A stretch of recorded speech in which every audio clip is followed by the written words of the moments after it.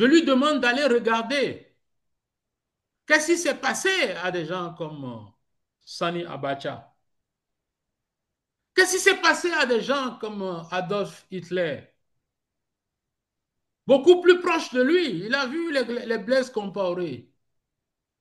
Qu'il s'inspire de cela. On a vu il n'y a pas quelques jours le procès de Ali Bongo au Gabon. Aucune situation ne reste éternelle. La seule chose qui reste éternelle, c'est l'éternel Dieu.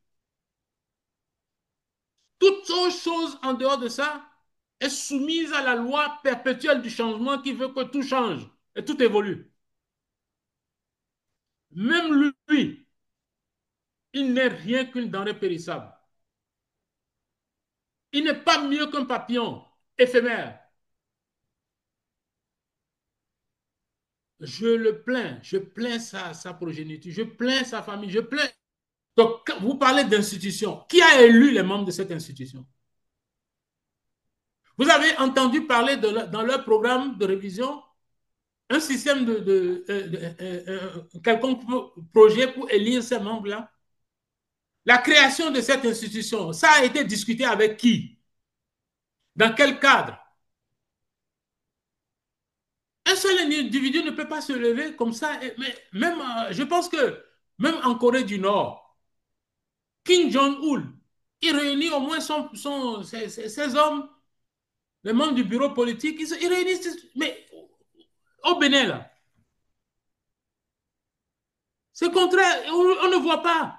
Patrice Talon s'est enfermé, il a planifié son histoire, il a acheté des députés, il a fait son plan.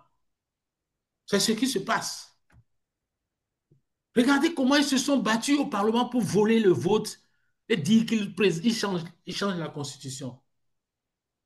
Ils ont oublié que c'est après 18 ans de règne dictatorial qu'il y a eu la conférence nationale des forces vives de la nation. Et c'est au terme de plusieurs jours de travaux, je crois près de 10 jours, n'est-ce pas, Oui, qu'on est sorti avec une constitution, renouveau démocratique. Ouais, c'est quelqu'un est venu, l'a rompu avec tout ça. Nous avons vu c'est quoi la rupture. Il a rompu avec tout ça. Et c'est au lieu de se regarder dans le miroir et reconnaître le mal qu'il fait, il passe son temps à doiter les autres pour on ne s'occupe pas de lui. Il accuse d'autres personnes pour qu'on ne s'occupe pas de lui. Ce qu'ils viennent de faire, on sait qu'il peut aller s'asseoir dans un pays comme le Bénin où toute l'économie est contrôlée par un homme qui se présente comme étant le président, à qui vous ne pouvez pas faire la concurrence sans vous retrouver en prison pour 10 ans, 20 ans, ou bien pour être accusé de quoi que ce soit, de trafic de drogue, de tout ceci et cela. Qui est plus dangereux entre lui et ceux qui sont soi-disant à l'extérieur, ou la personne qui est à l'extérieur qui dit aux gens de ne pas venir? Vous connaissez de l'hôtel de Yerimso au Bénin, qu'il a fait exploser, dynamité pour exploser ça. L'hôtel qui était presque à sa finition pour être inauguré, il a dynamité, explosé. Vous vous rappelez de cet épisode, M. Jossou? oui, bien sûr. Oui. On avait dit que l'hôtel était à 80% de finition ou bien plus. Oui. Mais il y a certains Sénégalais, même s'il n'est pas béninois, c'est un Sénégalais africain. Si les Africains ne peuvent pas investir au Bénin et se sentir chez eux, et que c'est les Européens, les Occidentaux à qui on donne la gestion de nos entreprises, qui détruit l'investissement, qui envoie le mauvais message, c'est ceux qui sont dehors qui auraient prétendument dit qu'il ne fallait pas aller investir au Bénin.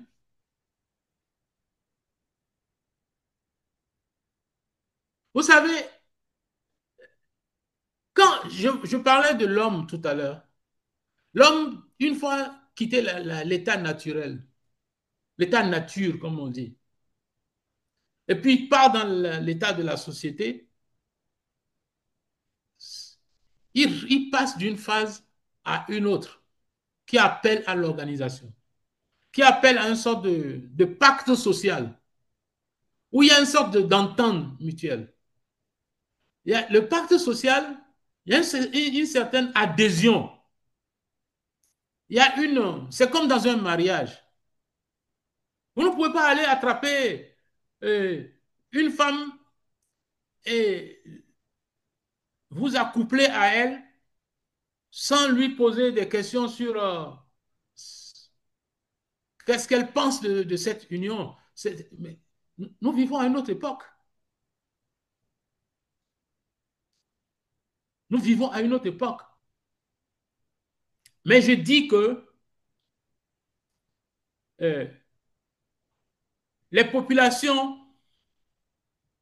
doivent se dire une seule chose.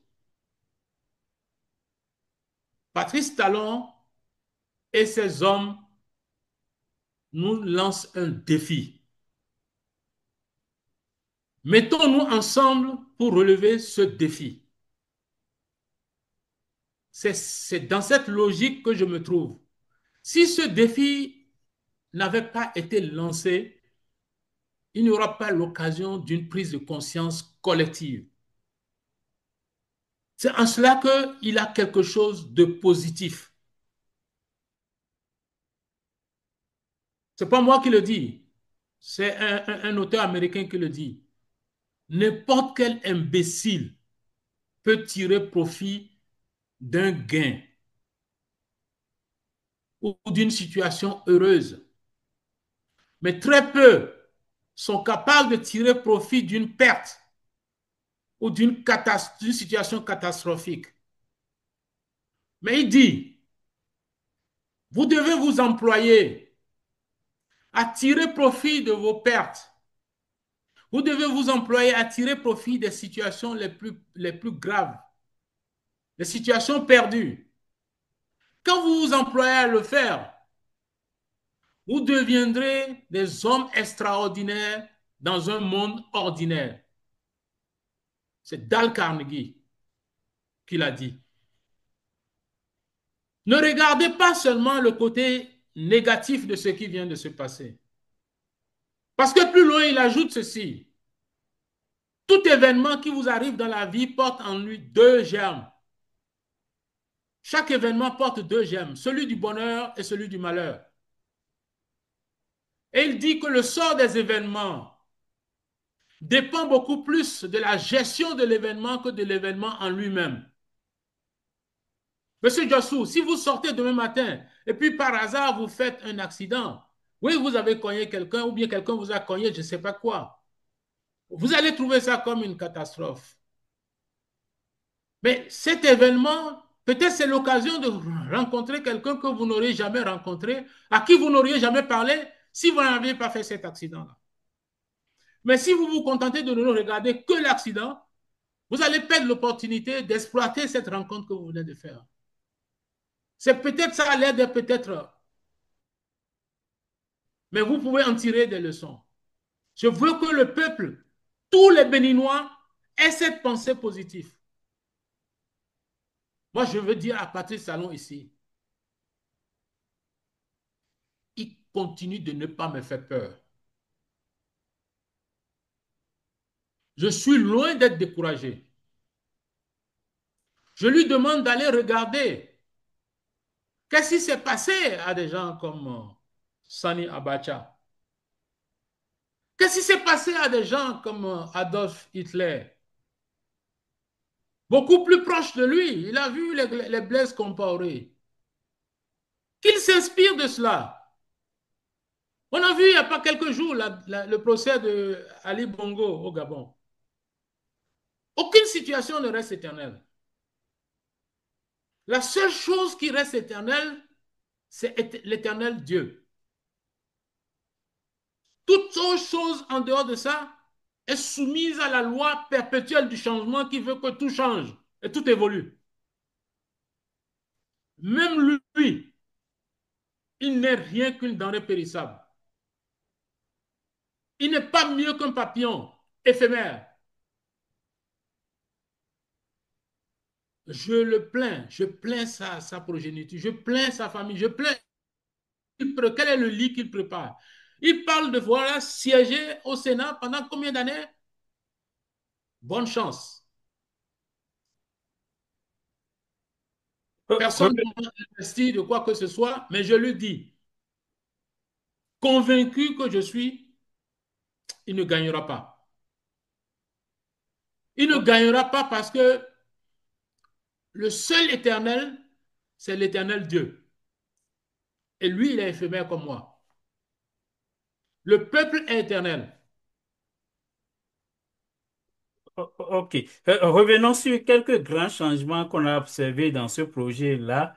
On a parlé de la durée des mandats. Désormais, le président sera élu pour 7 ans et il en est de même pour les députés et les conseillers communaux. Euh, Est-ce que ce changement-là, ça reflète un peu euh, l'idéal politique au Bénin, le fait de faire passer le mandat présidentiel de 5 à 7 ans? Vous avez parlé d'idéal. Pour détecter cet idéal, il aurait fallu consulter. Vous pensez que quelques dizaines d'individus, quel que soit leur niveau d'intelligence, sont capables de savoir ce que pensent 14 millions de Béninois ou 13 millions de Béninois, je ne sais pas combien ils sont. Comment ils ont fait pour détecter l'idéal des Béninois? Sinon, même pas les Béninois n'ont même pas droit à la parole. Qui les a interrogés? Je vous dis que, en dehors de tout ce que j'ai cité tout à l'heure, il y en a d'autres. Il y en a d'autres. Il y a par exemple John Hooke. John Locke a défini aussi cette théorie de l'organisation de la société.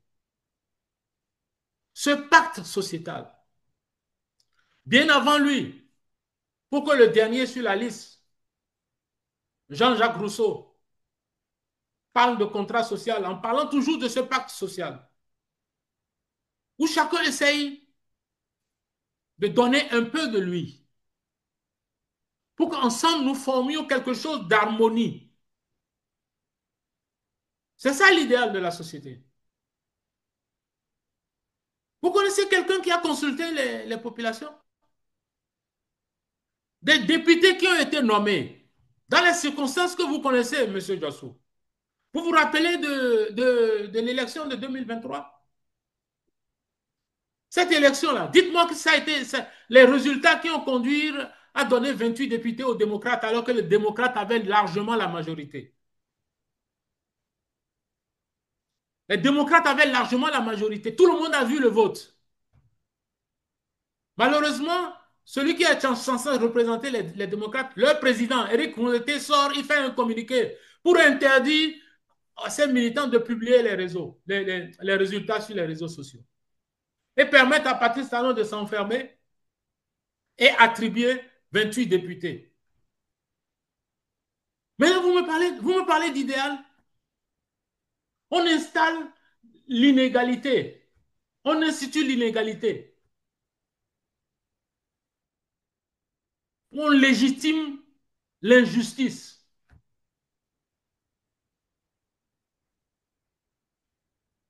Où est la propriété de l'amour propre? Où est ça?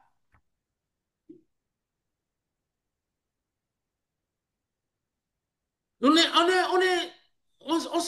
prend, on est ancré, en plein dans le despotisme.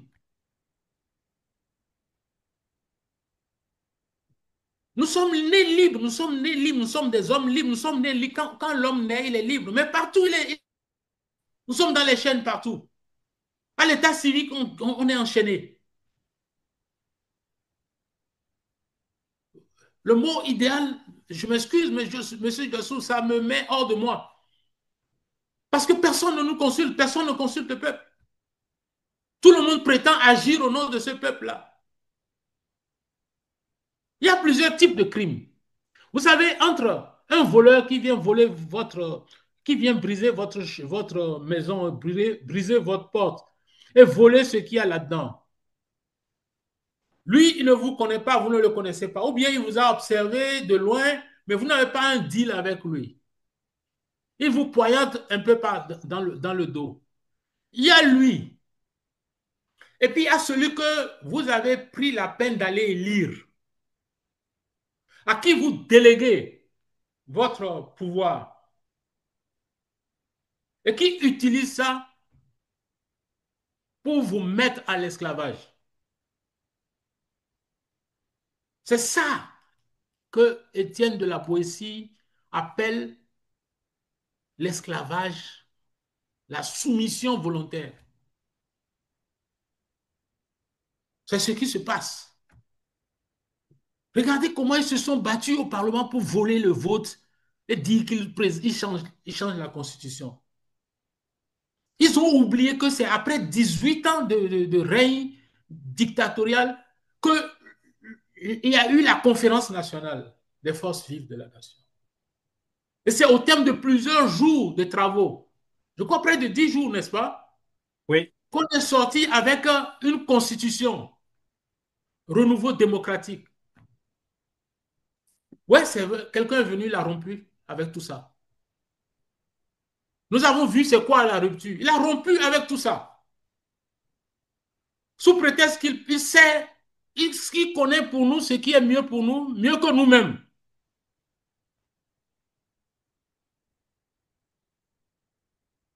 Mais il a lancé un défi à Dieu. Mais moi, je n'ai jamais vu un individu qui lance un défi à Dieu et qui gagne. Au nom de ce Dieu-là, Patrice Talon va connaître la honte. Il connaîtra la honte. Il connaîtra l'humiliation. Il saura qu'on ne peut pas défier Dieu. On ne peut pas défier le peuple. Un peuple, c'est la création de Dieu. Les gens souffrent, monsieur Jossou. Les paysans, ils ne peuvent pas profiter du fruit de leur production. Les gens meurent dans les hôpitaux. Les djihadistes sont allés au nord kidnapper les infirmiers, les médecins, pour aller les utiliser dans la brousse pour soigner leurs blessés. Pendant que les djihadistes attaquent le nord du Bénin et sont en train de progresser vers le centre pour bientôt. Nous avons des hommes qui disent être au pouvoir et ont posté des chars un peu partout pour effrayer la population depuis plusieurs semaines, dans le but de nous conduire à modifier notre constitution, à mettre tout le pays à genoux. C'est la Nakba. Mais nous ne sommes pas venus de nulle part. Dieu, nous sommes création de Dieu. Et même dans la Bible, il dit aux hommes, allez-y, fortifiez-vous. Ça veut dire quoi? Même si nous croyons en Dieu, nous devons nous lever et nous battre. Le peuple béninois doit s'organiser. Si tout le peuple béninois se lève et désobéit,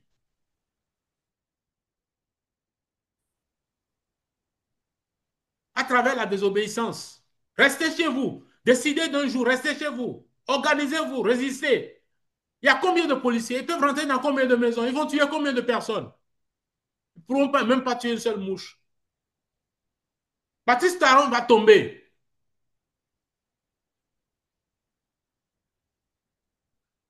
Si Dieu est Dieu, il tombera. toujours parmi les grands changements qu'on a notés, vous en aviez parlé tout à l'heure, la création du Sénat. Est-ce que dans toutes les crises qu'on a connues depuis 2016, une institution comme le Sénat n'aurait pas pu permettre quand même de nous aider à passer à travers plus facilement toutes les crises politiques qu'on a connues, parce que c'est comme un conseil, un conseil des sages. On a parlé des anciens présidents, des anciens présidents des institutions. Est-ce qu'une institution comme ça ne manquait pas dans l'architecture politique au Bénin? Nous ne sommes pas face. Quand vous parlez d'institutions, vous donnez trop d'importance au système kakistocrate de Patrice Talon. La kakistocratie, c'est un système de gestion mafieux. La gestion par la médiocrité, qui ne se base que sur un seul critère, la loyauté. Vous savez, quand les criminels se réunissent entre eux et puis veulent mettre en... C'est un système de gestion qui est basé, qu'on appelle la kakistocratie. Je ne l'ai pas inventé. Donc, vous parlez d'institution. Qui a élu les membres de cette institution? Vous avez entendu parler dans leur programme de révision un système quelconque projet pour élire ces membres-là? La création de cette institution, ça a été discuté avec qui? Dans quel cadre? Un seul individu ne peut pas se lever comme ça. Mais même, je pense que même en Corée du Nord, Kim Jong-un, il réunit au moins ses hommes, les membres du bureau politique, ils réunissent, mais au Bénin, là, c'est contraire, on ne voit pas. Baptiste Talon s'est enfermé, il a planifié son histoire, il a acheté des députés, il a fait son plan, et encore, jusqu'à ce qu'il prenne le contrôle des démocrates pour en faire un autre FCB bis, il ne va pas s'arrêter. Donc, il n'y a pas eu d'institution. Je ne vois pas. Qu'est-ce que vous pouvez chercher là-bas pour. Il n'y a pas. Quelle est l'institution? C'est un machin du crime organisé. C'est le crime organisé. Il y a eu trop de sang qui ont coulé. Mais, et nos frères, nos soeurs qui sont en prison? 20 ans par là, 10 ans par là. Même son meilleur ami, Olivier Bokor, 20 ans. Oswald Omeki, 20 ans. Rekia Mandoukou, 20 ans. Joël Aïvo, 10 ans. Qui d'autre? Il y en a plein. Les jeunes qui sont là-bas pour 4 ans, 5 ans, certains sont là pendant 4 ans, 5 ans, on ne leur pose même pas de questions. Vous vous rappelez de l'étudiant jeune, le jeune Raji qui est mort menotté? Oui, à bien souhaité, oui. Il a passé plus de 4 ans en prison, on ne l'a jamais interrogé jusqu'à ce qu'il meure. Et puis le type est malade, on l'amène à l'hôpital, ils n'ont pas eu, sans pudeur, sans vergogne, ils l'ont menotté jusqu'à ce qu'il meure.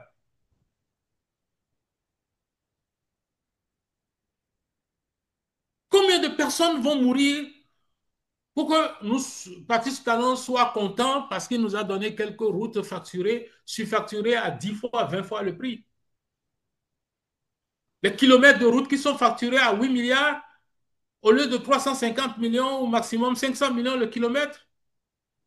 C'est pour ça que les 9 000 milliards ont disparu. C'est ça la gestion de Patrice Talon. C'est dans cette continuité-là qu'il veut aller parce qu'aujourd'hui, il a peur de tout ce qu'il a pillé, tout ce qu'il a volé, là, comment il va jouir de ça? Vous connaissez l'histoire de biens mal acquis. S'il quitte le pouvoir demain matin, il va se retrouver à répondre de ça. Vous voulez qu'il réponde comment? Il ne peut pas. Toujours parmi les changements dans cette nouvelle monture de la Constitution, il semble qu'ils ont mieux redéfini, ou bien ils ont redéfini le droit à la propriété. Est-ce que selon vous, ça a été mieux encadré aujourd'hui par rapport à ce qui est dit dans la Constitution version 2026?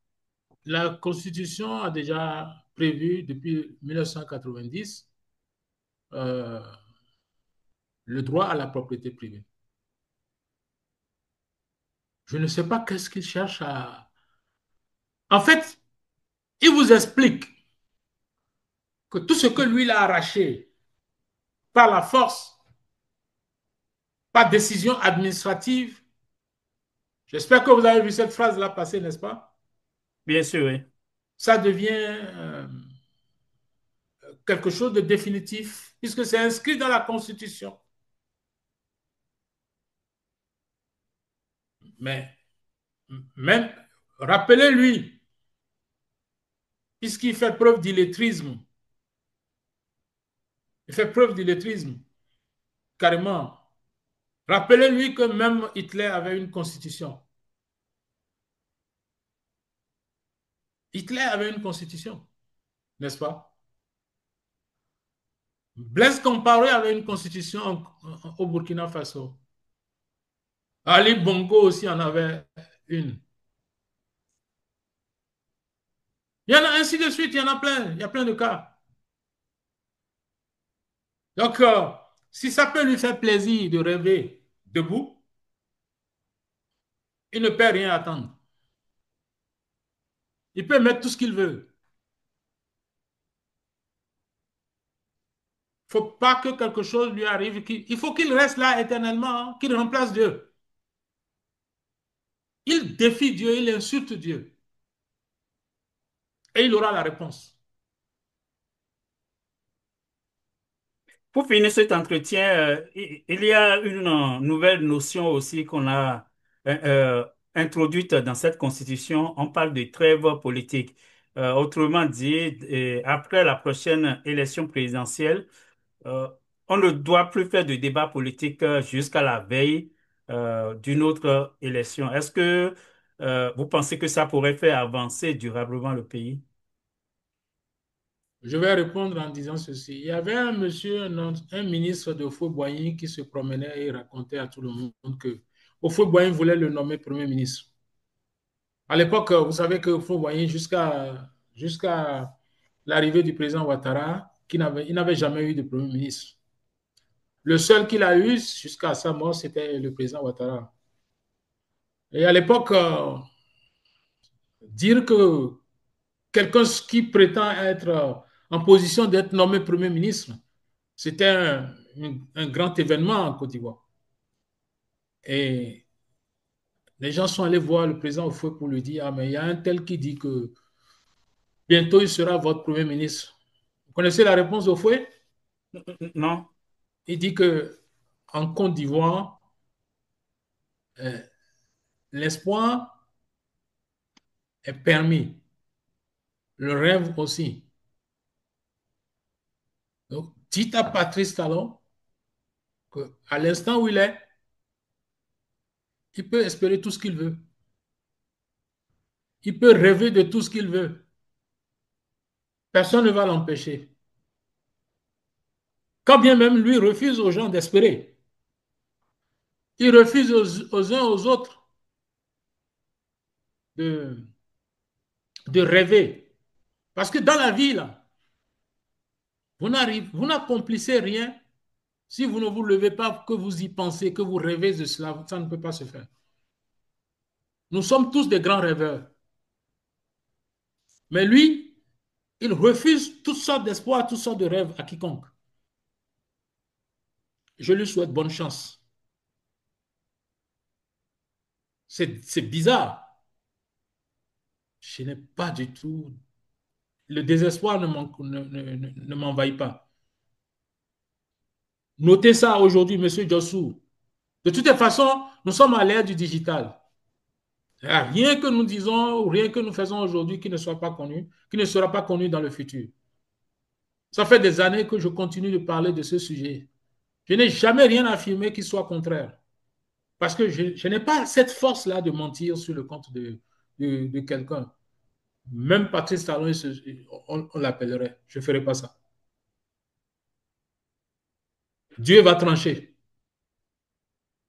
Ok, donc pour finir cet entretien en guise de conclusion, est-ce qu'on est parti pour 2 mandats parce qu'on a un candidat, on a une élection qui est à quelques semaines, mais pour ne pas dire quelques mois, qui opposera Wadayi et à Paul Rumpé.